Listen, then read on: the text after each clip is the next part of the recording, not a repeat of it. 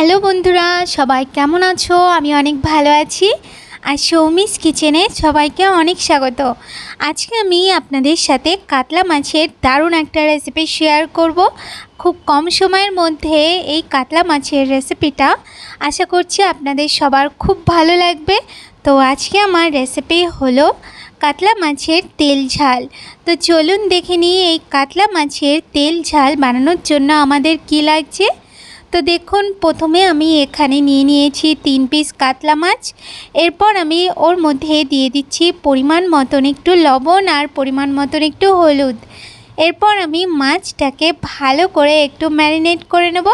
তো মাছটাকে আমি যতক্ষণ ম্যারিনেট করছি ততক্ষণ আপনারা আমার চ্যানেলে নতুন হয়ে থাকলে তাহলে প্লিজ আমার চ্যানেলকে সাবস্ক্রাইব করে দেবেন। আর আমার রেসিপি আপনাদের ভালো লাগলে অবশ্যই লাইক, কমেন্ট আর শেয়ার করতে ভুলবেন না। তো দেখুন, এখানে আমার মাছটা ম্যারিনেট হয়ে গেলে এখানে আমি একটা বোলের মধ্যে নিয়ে নিয়েছি হাফ চামচের মতন আদা বাটা, 1 চামচ জিরের গুঁড়ো, 1 চামচ লঙ্কার গুঁড়ো, 1 চামচ লবণ আর পরিমাণ মতন একটু হলুদ। এরপর আমি ওর মধ্যে সামান্য একটু জল দিয়ে মশলাটাকে ভালো করে একটু গুলে নেব। এরপর আমি এই দিকে গ্যাসের উপরে প্যান বসিয়ে দিয়ে তার মধ্যে আমি দিয়ে দিচ্ছি রিফাইন তেল। এখানে আমি রিফাইন তেলে রান্না করছি, আপনারা চাইলে সর্ষের তেলেও রান্না করে নিতে পারেন।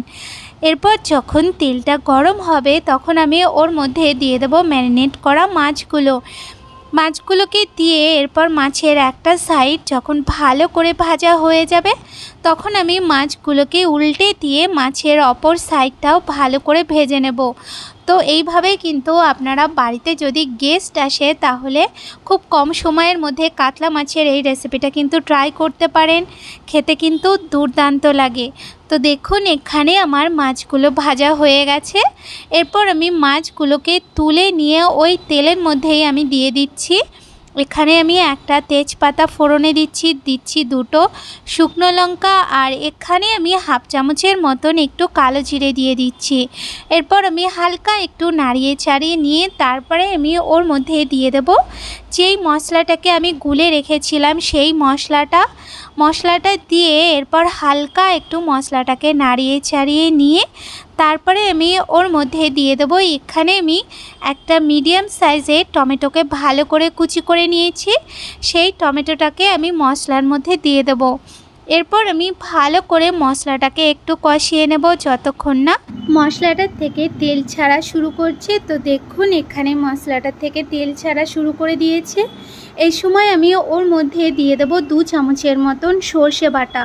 তো এখানে আমি সাদা সর্ষের পেস্ট দিচ্ছি।